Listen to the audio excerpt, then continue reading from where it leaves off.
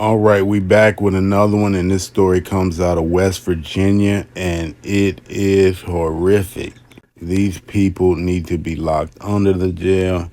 Hell, give them the death sentence. As far as I'm concerned, they do not. They do not need to be on this earth. Period. I'm sorry if that sounds a bit harsh, but that's just the way I feel, and some people would probably agree with me when I finish this story. We're going to get into it. Targeted because of their race, white West Virginia couple kept black adopted children locked in barn and used them as slaves, prosecutor says. Written by A.L. Lee, published June 24th, 2024, from Atlanta Black Star.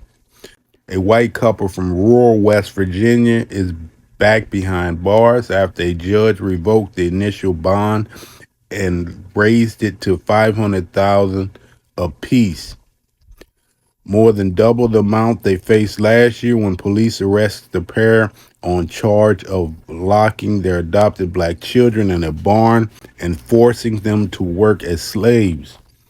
Donald Ray Land, 63, and Jean K. Whitefeather, 62, both of Sizonville, were ordered to reappear in Kanawha County Court on June 11th, more than 8 months after each posted a $200,000 bond following their arrest in October. The initial bond, $200,000 for what they were doing. I've seen people with higher bonds for less charges. This is the system we're in, and let's continue reading though. At the time, police conducted a wellness check at the Cheyenne Lane home, were shocked to discover two of the couple's five adopted children living in deplorable conditions, padlocked inside a ramshacked storage shed on the back of their property, which had no working lights or running water. The abused children were identified only as 14-year-old boy and a 16-year-old girl. A third child, identified as a 9-year-old girl, was confined to a loft inside the main house, away from the presence of the adults and isolated from her siblings, police said, according to reports. At the initial court hearing in October, Lance and Whitefeather pleaded not guilty, and Kanawha County Circuit Judge Mary Claire Akers set bond at $200,000 each. The couple made bail in February, and they were released to await trial. They remained free for several months, but in May, a grand jury indicted the couple no more than a dozen new charges, the most serious being human trafficking of a minor child, which prompted the judge to revoke the lower bond, ordering the couple held in lieu of $1 million. We're going to talk about the initial bond and how that was so low.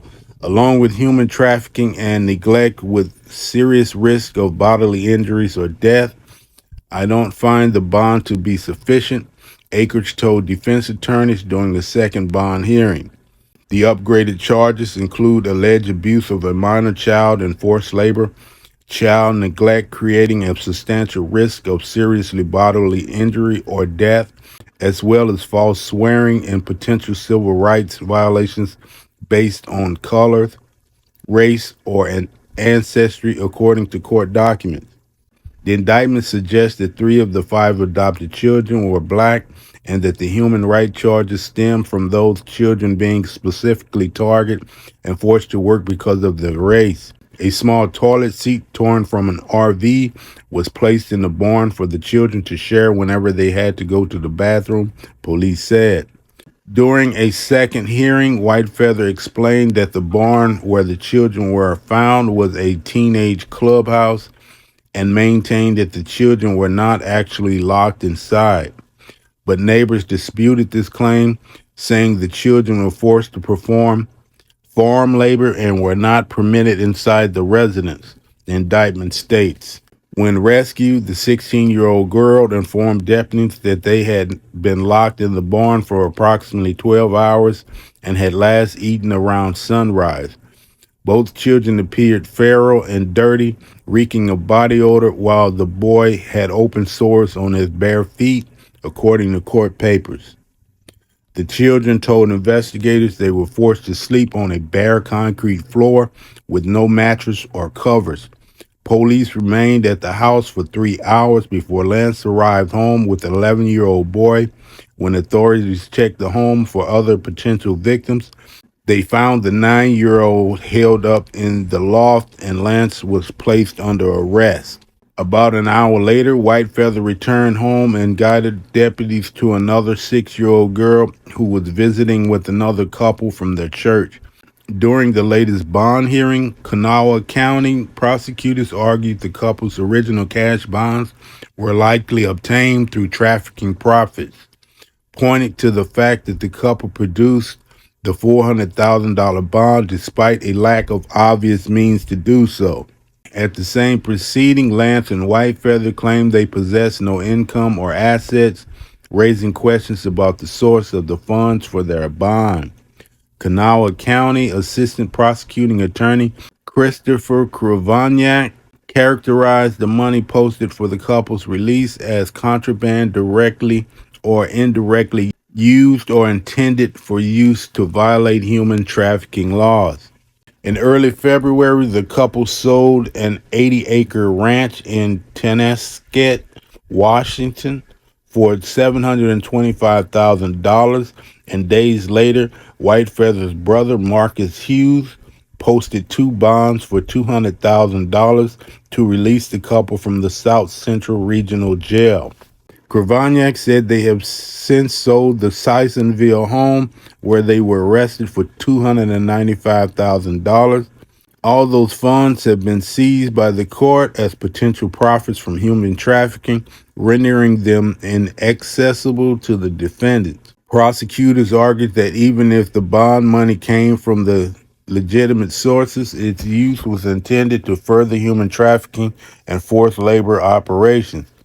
Akers also remarked that the case was unlike any other she has heard during her entire career as a judge. It alleges human trafficking, human rights violations, the use of forced labor, Akers said, according to reports. Human rights violations specific to the fact that these children were targeted because of their race and they were used basically as slaves from what the indictment alleges. Both Lance and Whitefeather pleaded not guilty to the new charges in the indictment. However, they remain in jails as they have been unable to meet the higher bond amount.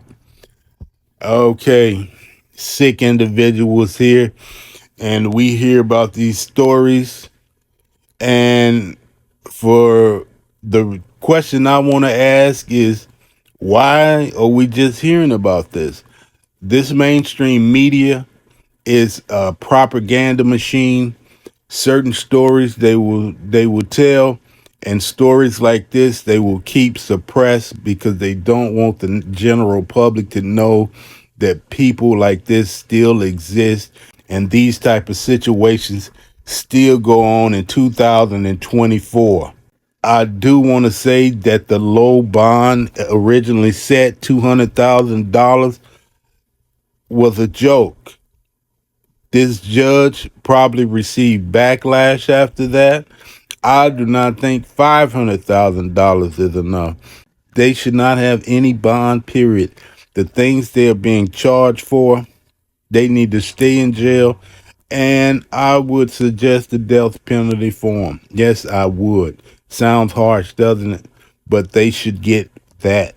Most definitely, they should get the death penalty.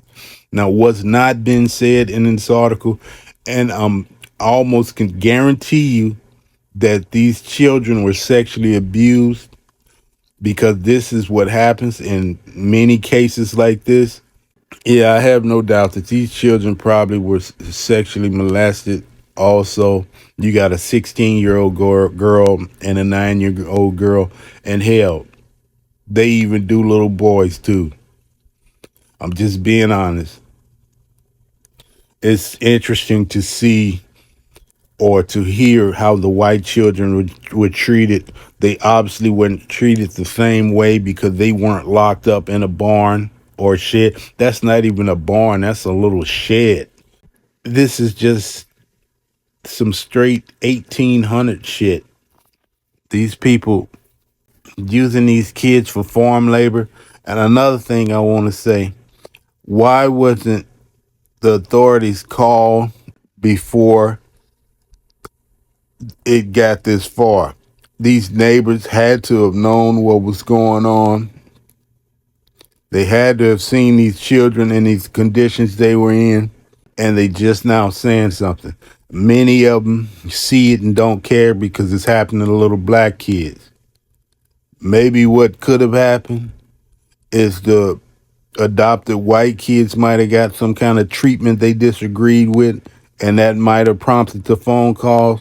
But they make no mistake that they knew how these little black kids were being treated, and they didn't do anything until now. Man, it's some sick individuals. I want people to share these stories so the world can see who these people are. They, in many cases, they haven't changed. A lot of the things that happened in the past still happen to this day. Some of these incidents are just isolated and you just don't hear about it. There was a story probably about 10 years back. I think this occurred in Georgia, where they had this grown man working at a restaurant, and he was basically a slave. And they raised him from when he was a little child, and he was a slave. He wasn't making any money in this restaurant he was in. He lived in similar conditions, some ran down little shed they kept him in. I'll try to find that story and see if I can link it with this one. Yeah, but we hear about these stories every so often. We hear about them, but it's still out there. Oh, these people are sick, man. That's why I say some of these stories I read. Uh, I'm gonna go ahead and close it out. Y'all let me know what y'all think in the comments. Please like, share, and subscribe. Please share this story. Stories like this need to be told. We all need to be talking about them. Let me know what you think in the comments, and we'll see you on the next one. Damn.